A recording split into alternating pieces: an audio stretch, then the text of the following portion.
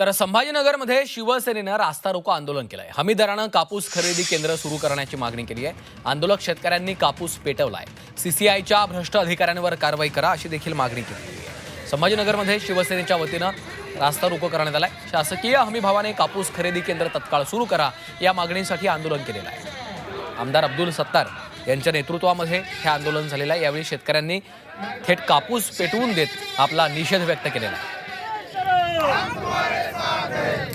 तर आपण पाहतोय कापूस खरेदी केंद्र तातडीनं सुरू करण्यात यावेत अशी या शेतकऱ्यांची आक्रमक मागणी आहे। त्यामुळे त्यांनी संभाजीनगर इथं रास्ता रोको केलेला आहे। आंदोलक शेतकऱ्यांनी हा कापूस पेटवून आपला निषेध नोंदवलेला आहे।